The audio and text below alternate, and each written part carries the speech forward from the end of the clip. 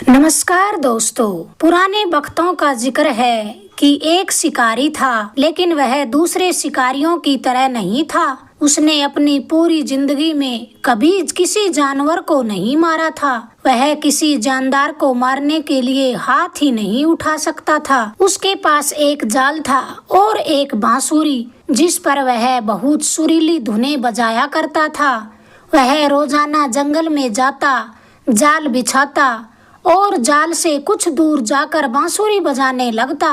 उसकी बांसुरी की दिलकश आवाज सुनकर परिंदे उड़कर चले आते। जैसे ही कोई परिंदा जाल के पास आता तो वह रस्सी खींचकर जाल को बंद कर लेता।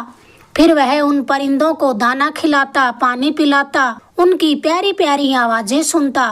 जब कभी उसे पैसों की जरूरत पड़ती तो वह उन परिंदों में से 2-3 परिंदे बेच देता।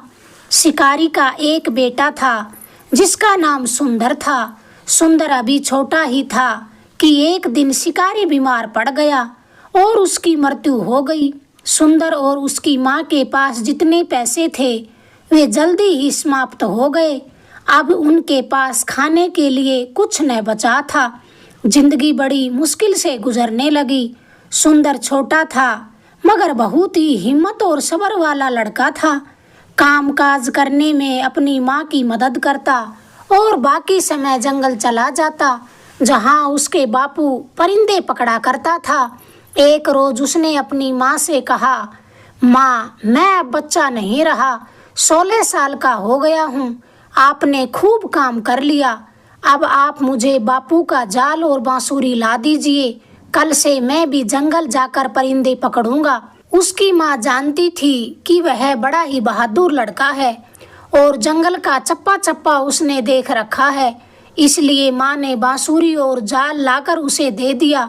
अगली सुबह सुंदर उठा और जाल लेकर जंगल की ओर चल पड़ा। ना तो उसे किसी चीज से डर था, ना ये ख्याल था कि रास्ता भूल जाएगा। वह घने जंगल में दूर तक निकल गया और बांसुरी बजाने लगा। शाम का अंधेरा फैलने लगा मगर एक परिंदा भी उसके जाल में न फंसा।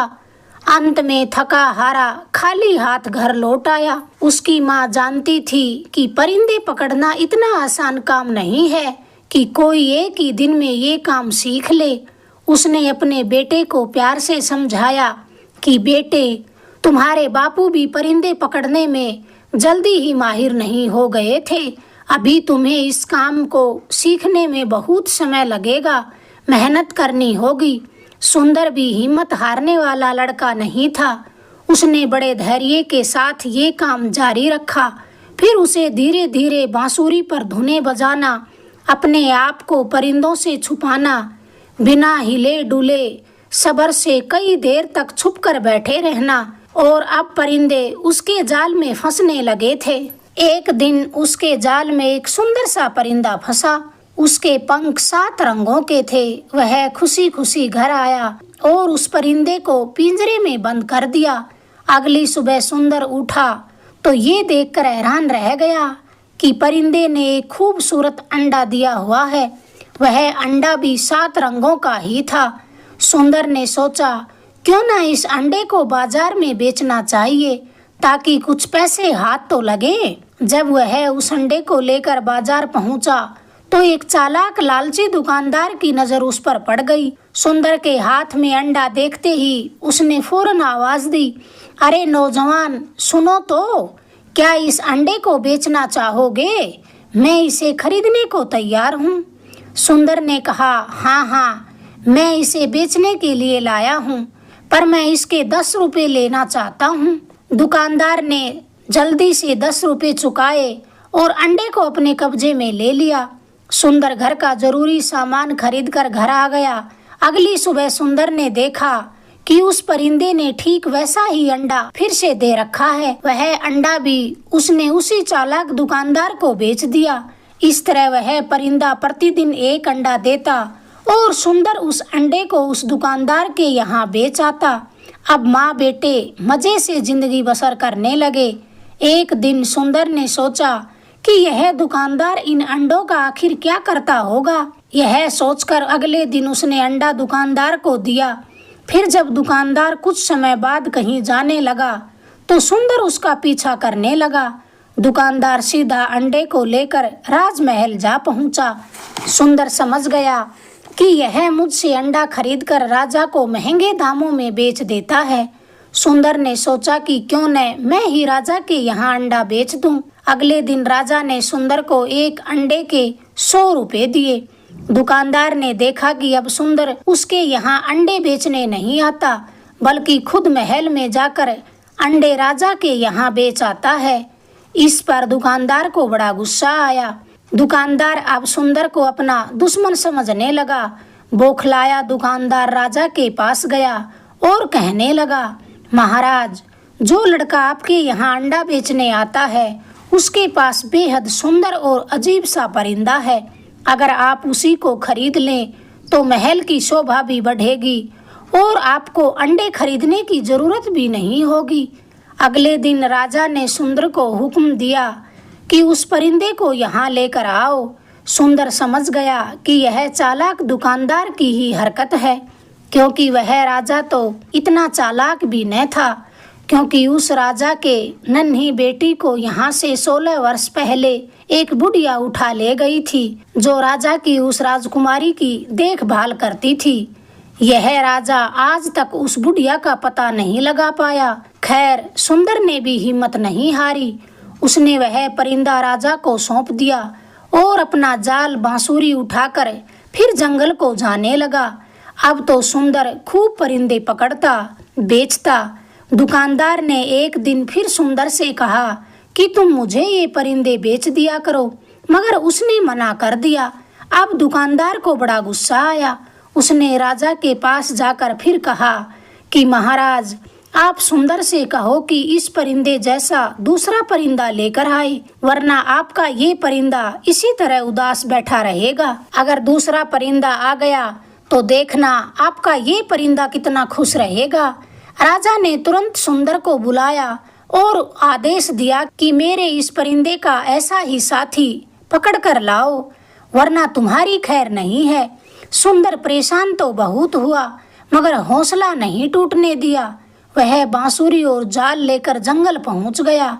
उसने दिन रात एक कर दिया, मगर उस जैसा परिंदा उसे न मिला।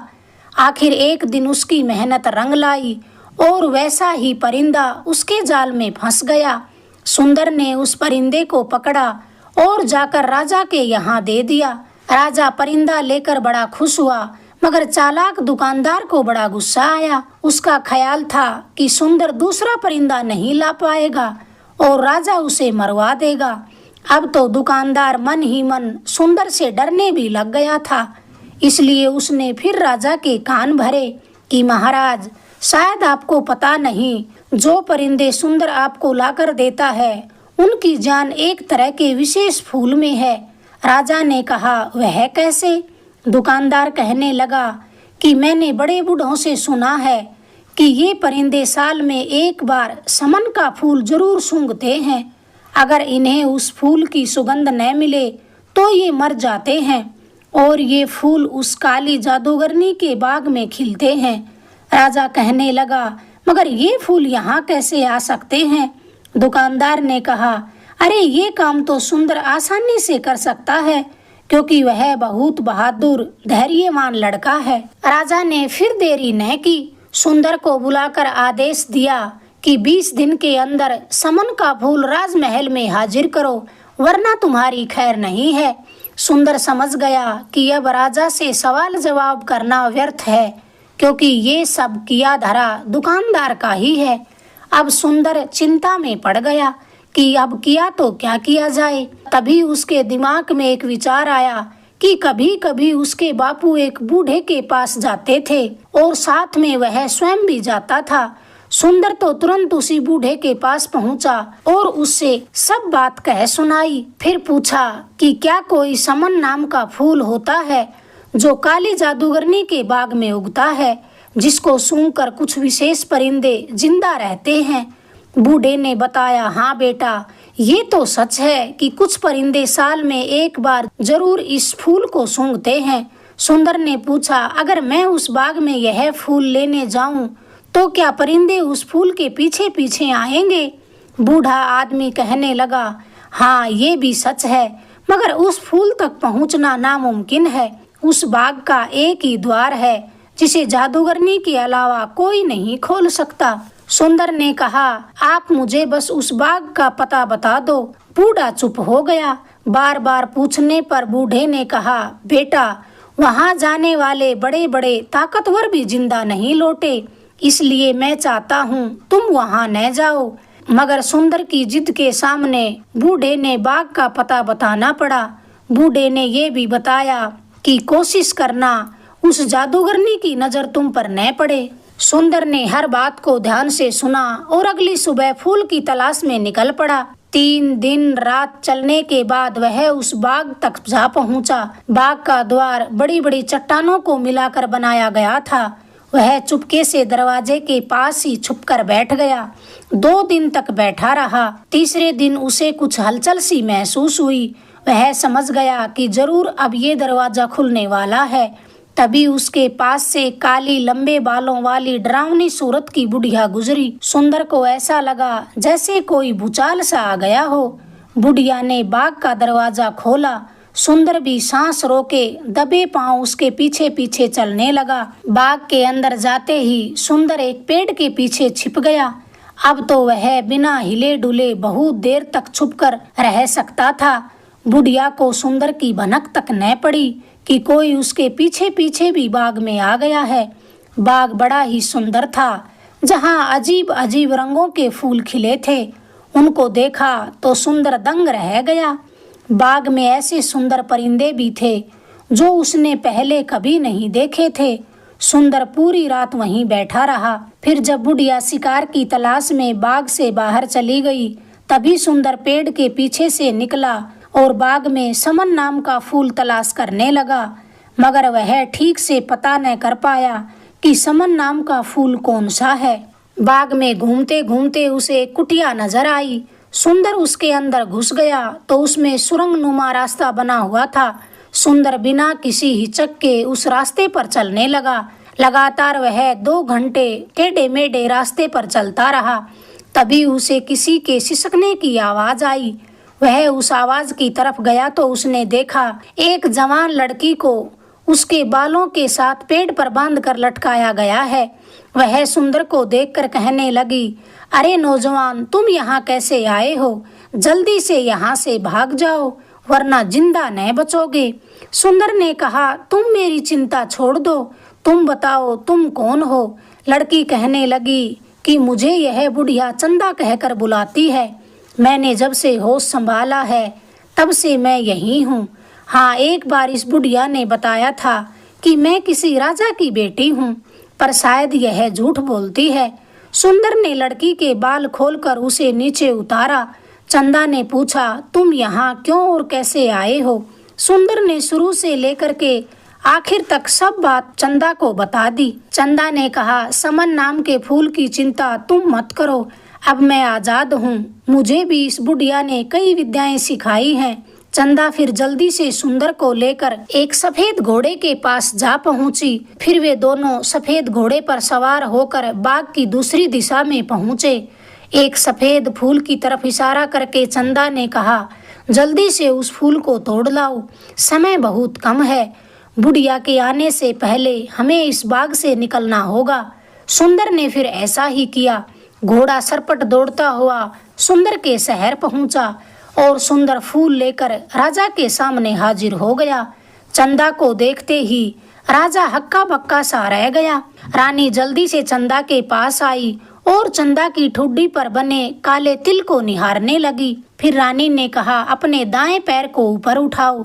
चंदा ने अपना दायां पैर उठाया तो तलवे में भी एक काला बड़ा सा तिल बना हुआ था। रानी ने सुंदर की तरफ देखकर सारी कहानी पूछी तो सुंदर और चंदा ने सारी कहानी रानी को बताई। राजा रानी अपनी खोई बेटी को पाकर बहुत खुश हुए। राजा का तो फूल की तरफ ध्यान ही न रहा, वह तो बस अपनी बेटी को पाकर बेहद खुश था। सुंदर और चंदा को गले लगाकर राजा ने उन्हें आशीर्वाद दिया। राजा स्वयं चलकर सुंदर की माँ के पास पहुंचा और अपनी बेटी के साथ सुंदर के विवाह का प्रस्ताव रखा। सुंदर की माँ को कुछ समझ में न आया कि क्या बोले क्या न बोले। कुछ दिनों बाद सुंदर और चंद्रावती की धूमधाम से शादी हो गई। राजा ने नगर में खूब खैरात बांटी, सब हंसी खुशी रहने लगे। अगर आपको ये किस्सा पसंद आया प्लीज चैनल को लाइक करें, शेयर करें, सब्सक्राइब करें। धन्यवाद दोस्तों।